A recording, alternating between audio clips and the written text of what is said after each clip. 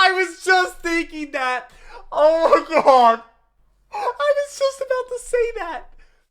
Generic intro into Dr. Gozmoo here, back with some more Overanalyzing Avatar. Today we're doing Sozin's Comet Part 3 into the Inferno, which is Aang versus Sozin, or the start of the fight. This is the penultimate episode of Overanalyzing Avatar. You can check my reaction to the last one, which was the Old Masters, which was the Order of the White Lotus was revealed, and we saw a bunch of old faces and Paku and a whole bunch of other people that we saw along the way in the first book and second book and all that fun stuff. You can check my reaction to that video. I'll leave it right up there. Also link down below in the description. Also a place on my channel with all the other Overanalyzing Avatar reactions. Go in chronological order. Thank you so much for being here. I do read all your comments, so leave some down below. Also shout out to the patrons because they get videos there early and allow me to have a paywall on the channel. I've enjoyed reading your comments and telling you about fun facts about Avatar and stuff I did not know, and Overanalyzing Avatar is going to point out a lot of stuff as well. As you can tell, I have a new green screen behind me in case you were wondering what was going on with that. That's why I have a busted nose, because I was changing the kitchen faucet today, and that's why I have a cut finger, because I don't know how that happened, but it happened. But I hope you have a wonderful day. I hope I can make it a tiny little bit better. And like I said, shout out to the patrons and everyone that watches these videos. And I hope that you're subscribed to those future videos. You do not want to miss the finale of Overanalyzing Avatar. But let's go ahead and jump into the Inferno. Let's jump into the Inferno, as it said. But let's go ahead and do it.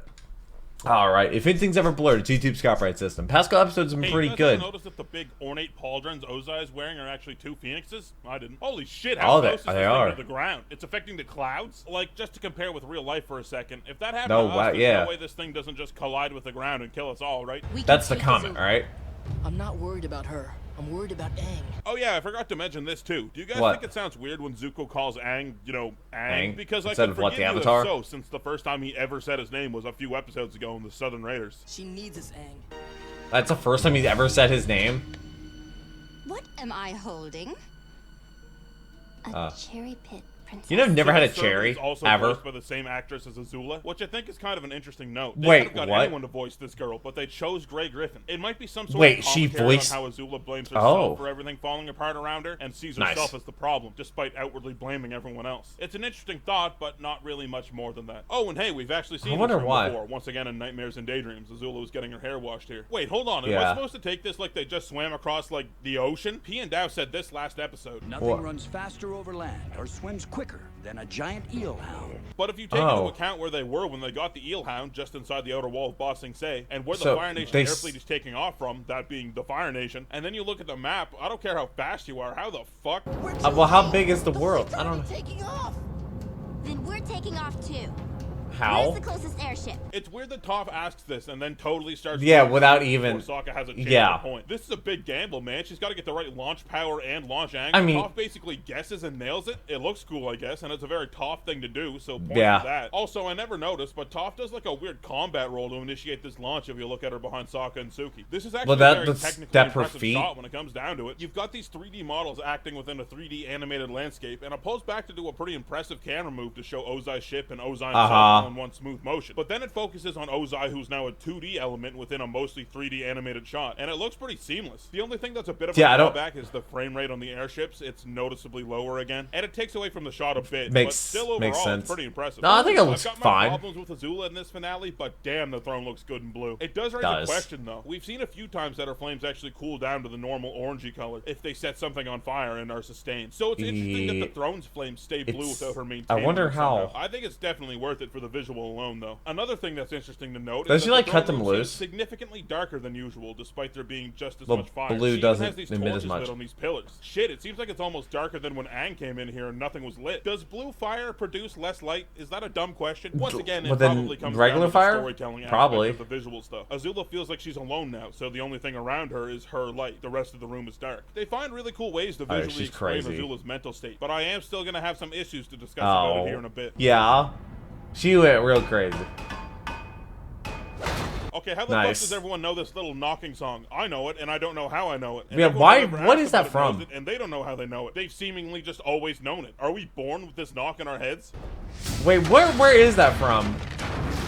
Also, interesting that they have Avatar firebenders physics again or anything, but that would still have some effect on that metal. And I guess it wasn't sustained for that long. Bridge? Shit, Toph could still cook alive in there. Toph actually gets a subtle little power increase here in this scene. This is the first time we ever see her manipulate metal without being in direct contact with it. Yes, okay, if you want to be a pedantic dick about it, she's standing in the airship, which is attached to all this other metal. But that's still, true. Before we've only ever seen Toph metal bend things that she's been in direct contact with, as in hands-on. And maybe it's weird, but I kind of like that better. Like I've said, I like when powers have limitations that have to be played around with. And Toph having unlike metal bending basically being like seemed like a Earth. really cool one that was in line with what metal bending really is. But it's the finale, you know? Turn everything up to 11. You gotta respect it on that level. Yeah, dude, the finale's amazing.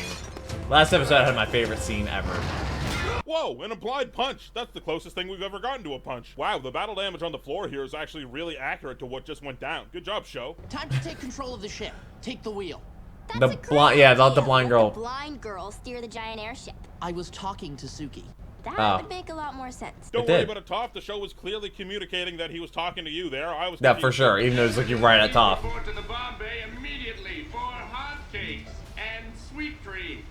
We have a very special birthday to celebrate. I love how everyone on the ship is like, well, we're trying to literally end the world here, but I mean, when it's your birthday, I made birthday, yeah. We've actually seen these engineering outfits before. Also, how do they keep it like in the air, you know? Gotta say, the Fire Nation doesn't have the best PPE protocol. No. I can't believe the captain remembered my birthday. He really does care. No, he doesn't. John, Fire You Nation. clearly see the crew that gets dropped out of the bomb bay, but there's also this other smaller group of people that get dropped out of somewhere further up towards the nose of the ship.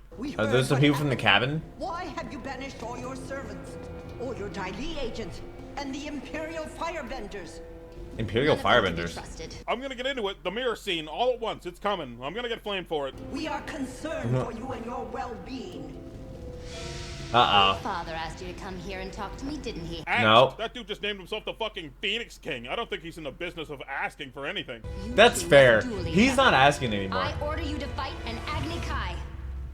But we're not firebenders. That's interesting, actually, because the first time we were ever introduced to Lo and Lee, they were commenting on Azula practicing throwing some lightning around. And apparently they are confirmed to be some sort of mentors in Azula's firebending training. I don't even know what their significance I get that those is. who can't do Like, teach, who are but they? if I was the princess of a nation and consumed with perfection, I'd want some teachers that can actually do the thing I'm trying to be the best. That's true, Am I off base here? I like that the old masters are lined up in class. Maybe order they learned that being Roku. fire, earth, water, I don't solar. know. Only once every Was that 100 Eddard years Stark can a taking firebender ahead? Experience this kind of power. Iroh channeling the comet just by breathing in deeply is so perfect for what we've learned about Iroh and firebending. He said it himself, firebending comes from the breath. So him just breathing in here and summoning this huge ring of fire makes you feel even more like Iroh isn't just a master in the mental sense. He can walk the walk too. And I love that comes full not even circle, he too. can take on Iroh and his army sieged the wall Ozai. of Bossing Say for over 600 days and were repelled. But here Iroh is, back at the scene of his greatest military disgrace, and he kicks that fucking wall down in seconds. I feel like if you don't pay attention here, you don't really grasp the scale of this blast Iroh lets loose. Like, this is him over here. It's not quite as huge as the shit Ozai pulls later, but it might have gone to that size if the wall was further away. Good thing there's this conveniently placed basin of water here. Yeah.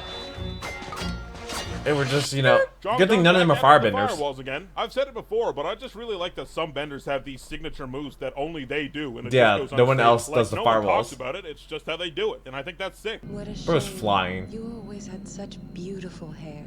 Okay, before we get into it, who the fuck animated Azula's face here? She goes through like 5 distinct emotions in only a few seconds. I'm always blown away whenever I watch this. I don't know, now dude. We get into it. Azula's mental collapse doesn't work for me. It's just doesn't? simply too fast. We don't get That's enough screen true. time to see her descent from this perfect plot. Kinda reminds me of Game of conniving Thrones, badass to total the final wreck. season. I agree, it's a novel way to take a villain. You don't see this kind of thing very often at all, but that doesn't mean they did it well. Throughout season 2 and 3, before the betrayal of Mei and Ty Lee, we see Azula as this unstoppable, incredible force. She's an awesome physical threat, yes, but mentally she was a bulwark too. She emotionally And then all of a sudden manipulates, just she plots, collapse. She plays mind games. Fuck, she even takes losses in stride. The only hint at a crack in the armor in all of book 2 was actually in the first episode. Almost isn't good enough. This gives the idea that she's very demanding on herself, hard on herself. But it's one But moment now and it's- one scene she's from 2 seasons. the Fire After Lord. that, Azula is perfect. Too perfect. She doesn't know how to socialize with other kids, and it's clear she does put some stake in that at least. But she's Princess of the Fire Nation, and maybe the most dangerous lady on the planet. And it's That's clear that very she likes being seeing those things and cares about that more. So when Azula starts, I think Toph might be the most dangerous lady in the world. By the way, seemingly haven't been around for a long time prior to the show, betray her, it seems weak to me. She's got one scene in the Southern Raiders where she seemed a little more animated than usual, and now we're suddenly supposed to buy that this Machiavellian schemer is completely shattered. It's too quick, man. And yes, there's value in reading between the lines and subtext, but with the show having been out for as long as it has been, like with a lot of other things in the show, the fans do the legwork in their heads for the story's shortcomings. And then there's the line where she says her dad can't treat her like Zuko as well, which I think perfectly encapsulates what went wrong with Azula's fall for me. That's the first time we ever hear her bring something up even close to that. Does she worry about things like that? I Are guess. those thoughts in the back of her head? We don't know, because the story didn't take time to educate us. And then there's the stuff with her mom, to which before this, the only context we have is Zuko's perhaps skewed memories, and one moment where she mentioned it and kind of laughed it off. Now, if that's the linchpin in her fall to madness, just ask yourself, if you're disagreeing with me right now, do you think that's enough from a storytelling standpoint? And I mean, but for me, if it all comes back to that, which is what the show was telling us at the moment, it had to be talked about more for it to there's be a lot going on. If it's gonna have a I don't know how they could could have done it else. to be properly built up to, and not just having fans saying Ozai must have put so much pressure on her, or oh, she's only 15. That's not the story being Is she told. only 15? That's not the point for the viewer to have to rationalize it more in their head after the fact. If they had the betrayal of her friend sooner somehow, or a couple more times when she brought her mom up and really gave her some more scenes of her starting to crack in the episodes prior to the finale, I think this could have potentially worked. But now we're in the finale. This is it, and they haven't fit Azula's storyline into the rest of the story organically. Well, so nobody I think cares Azula that takes much. Up too much time of the finale because they have to rush all of her story in. We're having this scene right now, and there's half an hour of Avatar: The Last Airbender left. Not enough substance and too rushed. That's why the extremely expedited complete mental collapse of Azula trademark doesn't work. Trademark rejected? Okay, no. moving on. In this shot, you can see the hijacked airship down closer to the water. Yeah.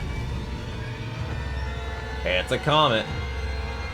I think this little moment is so cool, dude. Just Ozai Dude, the sort of fire. gauging, maybe even struggling against the force he's able to output now, and his hand bobs back and forth with some effort. Yeah. It makes it feel like, oh man, there's some kick behind this shit, even before you see the giant plume of fire. That is insane. Also, just a straight up scorched hold earth. on. You're telling me Ozai is a pigeon bender too? I can't believe we're seeing Comet enhanced pigeon bending. Hello, Aang.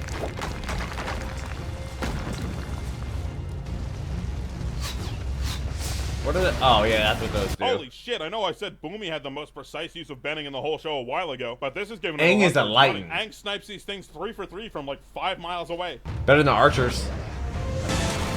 And I do like that Aang Not enough fire blast. What is that supposed to be? Firebending, the styles he definitely struggled with the most. It's like, yeah, I'm fucking also ready, defending baby. the I got Fire everything Nation, on lock. or I'm firing Earth on all Nation. cylinders. Hello. No one can surprise the Fire Lord. No one can surprise the Fire Lord, as the very surprised Fire Lord is. I was just thinking that.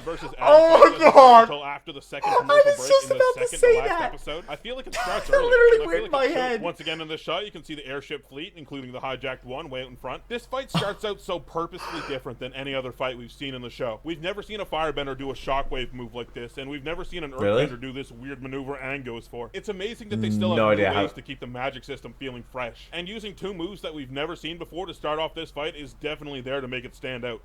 True. Even if you don't even know they've never used them before. Fledgling overanalyzers out there, but this isn't the first time we hear Sokka say airbending slice. A little Airbending slice. airbending slice. He said it back in Avatar Day too. So Sokka's Avatar Day. plan here is sort of based off a weird nothing line from this weird nothing episode. Airship slice. I wonder how powerful those firebenders are, you know? Whoa. That's a lot of fire, isn't it? You ever hear that You thing? could feel- you possible could definitely myth feel that. Blind people can actually see like a dot or something if they look at the sun. For a long time, I thought that was what this moment was going for. No, but it's it's the probably heat. more like Toph can just feel the heat. Yeah. Which is also cool. So like if you go to a concert or whatever and they like flash fire, even if it's far away, you can still feel it. I've heard people flame this episode for Sokka being able to fly this airship at all. But if you think for a second, they hijacked this Sokka episode have, just like, a this one broken when they leg? were leaving the Boiling Rock. And I don't think it's much like Sokka to not take an interest in learning how to fly it on the way back to the Western Air Temple. He wants to make himself as useful as If we possible. make it that far, I'll let you know. Sokka, we don't have time for this! Okay, this one's pretty incredible. In Ozai's original air fleet, there were 16 ships, including his own one way out in front. So subtract that one and the one Sokka hijacks, and we're down to 14. As the airship slice commences, we see it hit 5, so that brings us down to 9 total enemy airships left in the sky. Then, in the next shot, if you keep listening, you can hear it make 2 more collisions before it begins to fall apart. Okay. Then we see it hit 4 more in this next shot, and if you keep listening, it hits 2 more here, the second impact being the one that separates Suki from Sokka and Toph.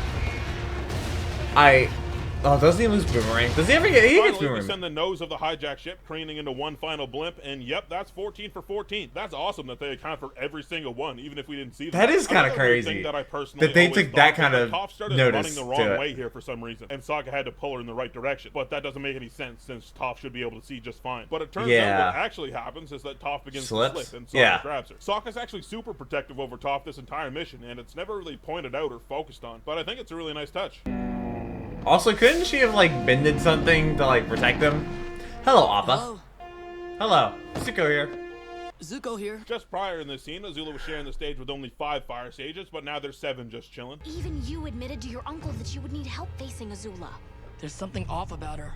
Yeah, I can't everything. explain it, but she's slipping. What, her terrible haircut? Look at her. I feel like anyone with a brain can tell she's fucking deranged, Zuko. It's like looking at a rhino and saying, for some reason, I think that thing has a big horn on its face. In this establishing shot of the arena, we can see Katara's up here in the stands, which means she had to run all the way down here and out onto the battlefield to have things go down the way they did. I'm sorry it has to end this way, brother. No, you're not. Despite my problems with how Azula was handled, I still do think this is a sad situation. I'll talk about it in a minute. I really like that Ozai still has to commit a lot of his energy to actually staying flying. He actually bobs up and down and has to kick himself back up. Obviously. For the momentum he already has a lot of the time. It helps add a sense of weight to the fight that I always think is super important. I think the simple fact that there's gravity that characters have to account for adds a lot they're of not just floating in the air. They're mostly grounded. So I'm a big fan that Ozai doesn't just fly around like a Dragon Ball Z character, despite the I was literally thinking about Dragon Ball Z. To the rest of the series. But they use ki, so. Also, just the sound design on these really big blasts of fire. I don't even really know what to call that sound, but it really adds a sense of power and danger. Aang actually uses rock armor here for the 2nd time, making it one of his most used earthbending techniques. Learned originally from Toph, which once again helps this fight feel like Aang's training has really paid off. It definitely gets hot in there. Well. A mix of brand new moves and moves like this that help us remember that Aang didn't do it alone. He had help. This one is always he learned from others. Lightning just stops here after a short distance. Now I'm no fucking lightning doctor, but my brain really wants it to hit something and not just go away. I guess that raises the question of what happens to lightning that we've seen shot off screen. And I don't have an answer to that. Yeah, where does it go? Ape brain just doesn't want it to end randomly. I think regardless of how this fight hashes out, Aang refusing to redirect the lightning back at Ozai is a good move. It helps enforce Aang's reluctance somehow to he kill, survived this. Basically taking lightning off the table for Ozai, so it just doesn't turn into a lightning throwing fest, which it probably would have realistically if Aang didn't show. Yeah, if I'm Ozai, I'm like, I'm not doing that again. Really cool too. There's that myth that if you hit the water from really high up, it's like hitting cement, which don't get me wrong, hitting water from super high up, which is why he raised it up to him. But it's just cool that Aang has an understanding of that and actually uses waterbending to kind of meet him and cradle him instead of just crashing into the water. Shit, I'm finding that I actually like a lot of stuff about this fight. I might like it more than I thought, actually. Wait, do you not like this fight? The lighting makes it hard to see, but it's there. Oh, true. They're burning the entire capital down, I guess. Okay, so this fight goes down as a highlight for the entire series, and for good reason. The visuals are stunning and the score is powerful. They chose to go with a very somber song because it's a sad situation. Brother pitted against sister, in the end, just because their family's a mess. It's not true. Dude, family is definitely a mess. Azula are fighting seemingly to the death for the throne. It's a very dour set of circumstances, so I think the show takes a very fitting tone. And the visuals, of course, they're incredible. This entire fight is a visual and emotional triumph. And now I'm going to talk about Zuko's signature move too, because for some reason I haven't yet. Zuko does this b-boy style spinning kick a few times throughout the show. So that goes is that the Shao fight? The comparison of Azula and Zuko's best fight. 10 out of 10. Once again, we've been told firebending comes from the breath. And she's out of breath. Azula's is very labored, and she's obviously not in a good state emotionally. So and now Katara's down here. But as Zuko squares up to redirect the lightning, it's one deep breath, centered, focused.